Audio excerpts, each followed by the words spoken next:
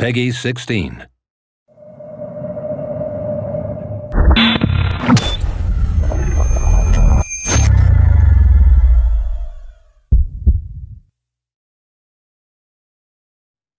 Don't forget who you are and where you come from. F. Scott Fitzgerald. Despite the best efforts of the nameless hero in previous installments, the world in Risen 3 Titan Lords is still on the brink of disaster. This time, however, a new hero has to step up, and he's got a very personal score to settle with the Titan Lords. You see, their relentless war has not only laid waste to most of the world and unleashed the dead from the depths of the planet, they've also stolen his soul.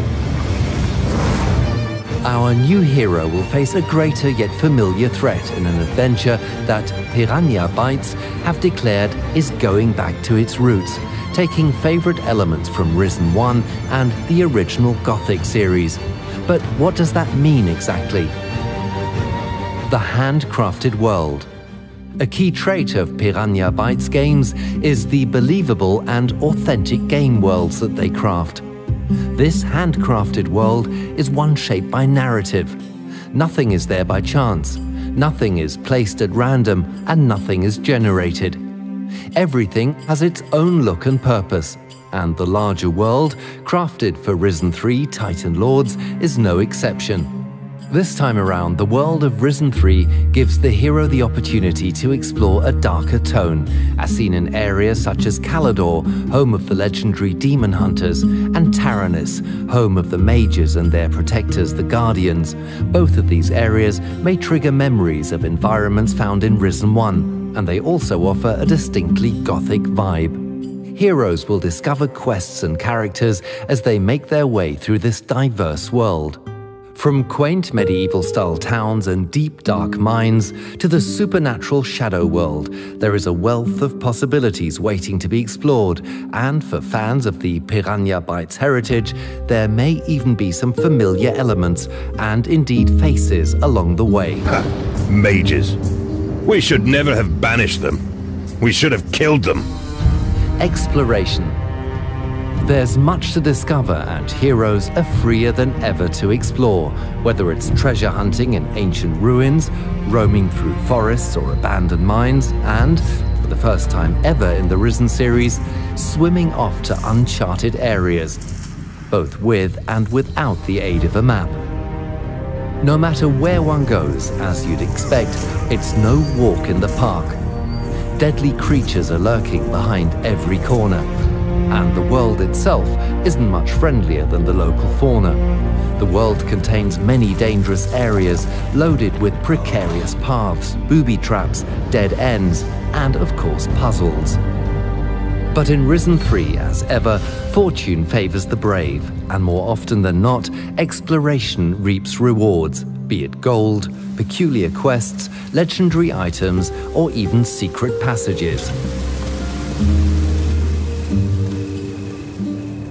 Attitude.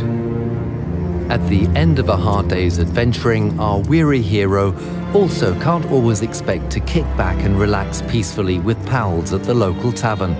But hey, that's Risen for you. Not everybody wants to be your best friend from the start, and those that do probably can't be trusted.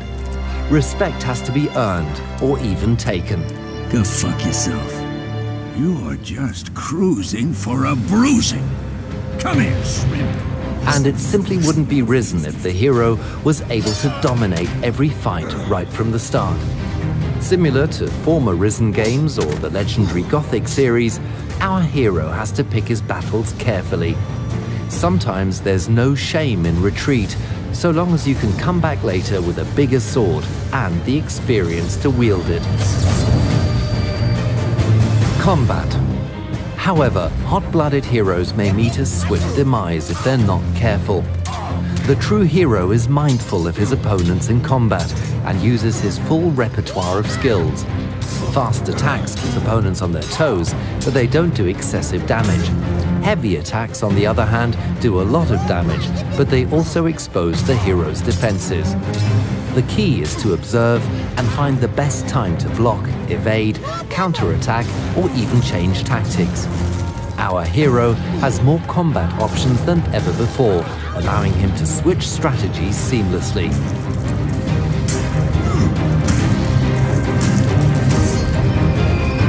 Skills. As the hero defeats enemies and completes quests, glory is earned. This glory can be spent on making the hero better in various ways by improving his attributes in the areas of melee and ranged combat, cunningness, influence, toughness, dexterity, magic and spirit, and by unlocking new skills and abilities. This time around, our hero has more freedom to forge his style by choosing what he wants to focus on upgrading. But how does one acquire such skills? Teach me something. What would you like to know? A staple of Piranha Bytes games are the skill trainers, who will help our hero reach new heights of greatness, and, of course, they're returning in force to Risen 3 Titan Lords. These NPCs will teach our hero perks which can unlock new abilities, if the hero possesses enough gold to make it worth their while, of course, and some will even offer to train unique skills only when the hero is officially part of their faction. So choose wisely, hero. Can I learn something from you? You're not a guardian, therefore I am not permitted to teach you any of our skills. But I think I could teach you a thing or two about fighting. Return of 3 factions. Speaking of factions, this time we're returning to the classic Risen 1-like setup of 3 competing factions in the world, to which the hero can prove his mettle. Each offering unique quests, abilities, spells, weapons, items, and tiered armors, depending on his level of work and dedication to the faction of choice. The hero can choose to dip his toes into the guild, getting only what he needs to progress and no more, or fully immerse himself in their ways, being granted their progressively better equipment as a result. Those who prefer heavier plate armors to cloth and lighter armors will have a lot to look forward to this time. The 3 joinable factions aren't the only players in the world, however, and our hero will have to be mindful of other key players in the world who have their own agendas and allegiances. Return of Crystal Magic. Followers of the Way of Magic from Risen 1 will also feel right at home. The art of crystal magic has not been lost, it's simply been hiding and has risen once more in response to the terrible events unfolding. Heroes can open a fight with a lightning spell from distance, throw enemies down in close combat by means of a shockwave, and seamlessly finish them off with a sword. The dynamic interplay between spells and steel adds new depth to combat. Hundreds of quests. Nodu is good GNU, works a lot. Ask him if he need help anyway. Alas, even the best sword just doesn't cut it when one lacks the opportunity to actually use it.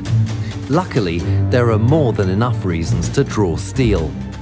The world of Risen 3 is populated by many different non-player characters, just dying to send the hero on literally hundreds of quests. These range from rather simple tasks to epic hero work. Clever heroes will often see that there's more than one way to bring a quest to its conclusion. Sometimes they may even be able to accomplish a quest without having been told about it in the first place. But they should be mindful of the consequences. If a few crystals make their way into your pockets from time to time, I'll turn a blind eye. I've been waiting too long for a bag of crystals to be delivered from the camp's mine. I'm not counting on Geralt bringing them anymore. Geralt said I could steal a few crystals in the mine. What? I'll tell Magnus about this, and there will be consequences for Geralt. You squealed on me to Frink. So? So? I'll remember that, you hear? Sure. Crafting. Adventuring is a serious business, and our hero would be foolish to set out with nothing less than the best equipment and items. Crafting returns to allow our hero to take fate into his own hands by letting him brew his own potions, forge his own weapons, craft spells, stat-boosting jewelry, enchantments, and more. Thrifty heroes keen on crafting will know to keep their eyes open for the raw materials in the world, be it from plant life, mining ore, or liberating claws and teeth from hunted creatures. The living world.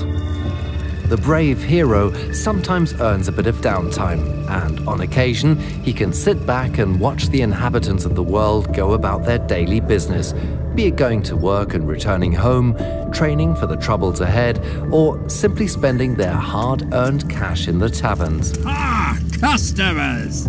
The dynamic day and night cycle is also perfect for kleptomaniacs.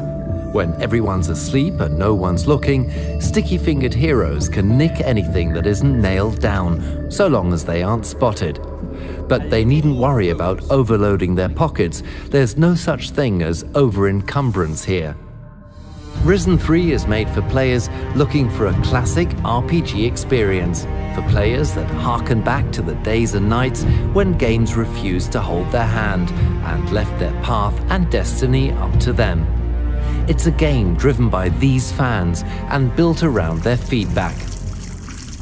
Thank you for joining us today.